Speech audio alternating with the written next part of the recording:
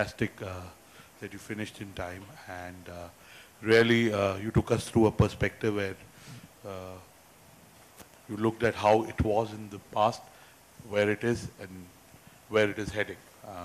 And I wrote down a term which is a favorite term, which is FOBO, find online, buy offline, or SOPO, search online, purchase offline.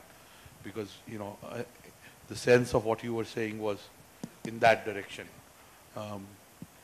How much do you see that happening in the next 12 months, where, say, predominantly most of the consumers are searching online? And in which categories? Of course, we know automobiles.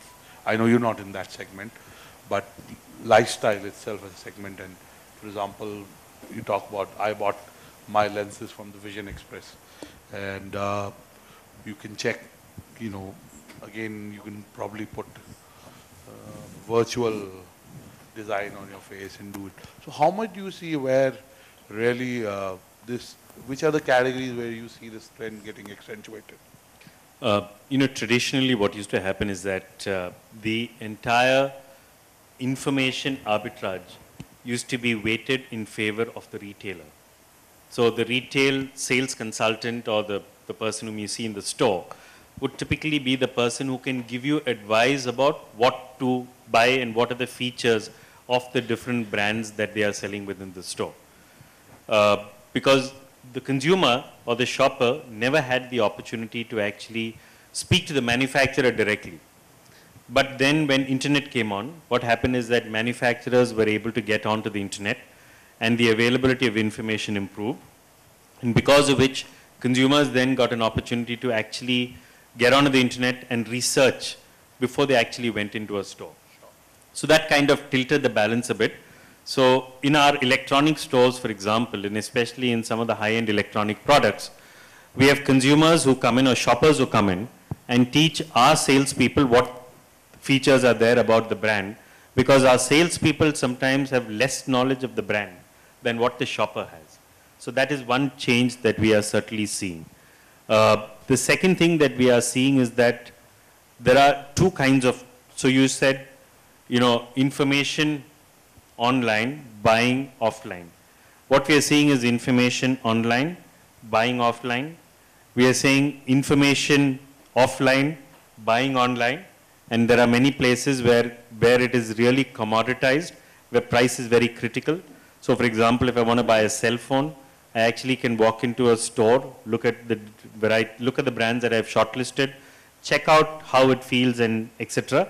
And then get onto the website and then decide where I actually want to buy from, because I know clearly what the product is and I know the best price is available on the internet, and if I can get it at a better price on the internet, I'd prefer to buy it from the website rather than buy it from a store.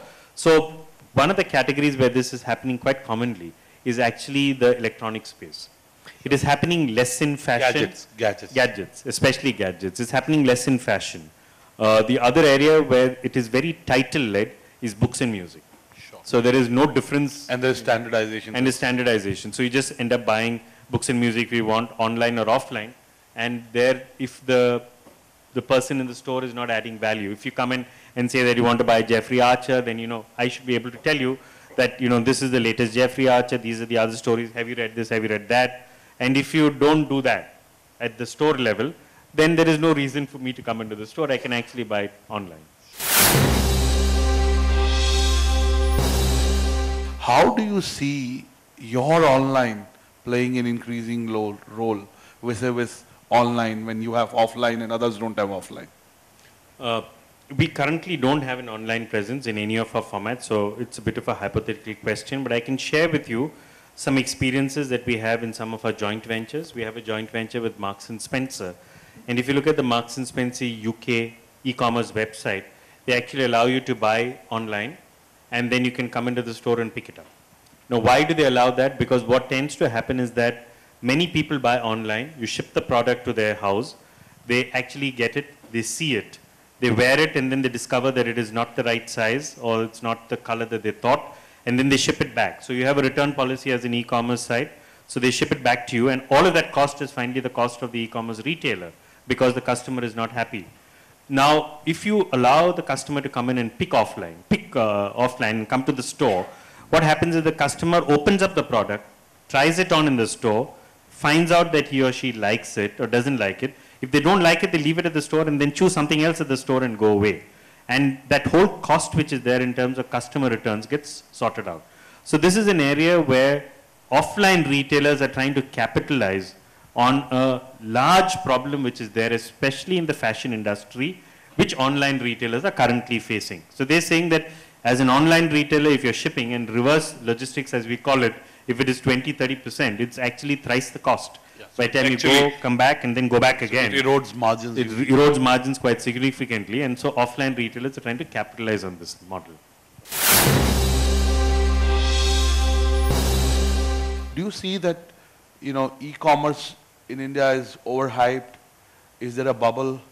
Well, my honest feedback on this is that e-commerce is a trend which is here to stay. Certainly that is going to become larger in the future. That is certain. The way people shop will actually, change over time, but it's not that India will dramatically change to becoming, e-commerce buyers and not buy from a regular physical store. We see it even in the United States where you have such high penetration that it's still less than 10% of the total business. So in India currently it's less than 0.5% of the total business. The second part of it is that if you were to look at the opportunity while it is huge, I think it will take time for every of these e-commerce retailers to ramp up. Sure. Third thing is that a lot of e-commerce retailers today are actually buying business at costs which are unaffordable. So the cost of acquisition of customers is crazy. Are absolutely unaffordable. So that is something. And today, what most people are more worried about is about valuations, because everybody, as I was mentioning to you in the morning, it's like having a daughter in the family versus having a son in the family. When you have a daughter in the family, you always know that she'll have to get married and go away to somebody else's house. So most e-commerce players today are like treating their businesses like daughters in the family. Right. And at some stage, they will finally create valuation for this and exit out, and it will become somebody else's baby. So that is part of this thing which is also happening. And as long as they see that if I'm spending 100 rupees and if my value improves by 150 rupees because of that, certainly that is beneficial, and that's the way they look at cost benefit analysis. So the way it is done today and the bubble around it is something which I think is a bit dangerous. But as a model, if you are sensible, it can certainly work in the future. And what categories? Because there are entrepreneurs there in the room. Yeah, I think if you look at it from that perspective, electronics certainly is one category which is the quickest off the block. But it is also the most challenging because it has got the least margins. Yeah, price competitive. Yeah, and it is because it's got the least margins, you have challenges. But because unit value is high and shipping costs are low, you are able to start off with a high turnover, low, supply chain costs, etc. So that's one business which tends to be good. Books and music has got high margins, but then on the other hand, the industry is not so large that you can really build a huge business out of it. Fashion, while it's a large industry, still tends to be a lot about touch and feel.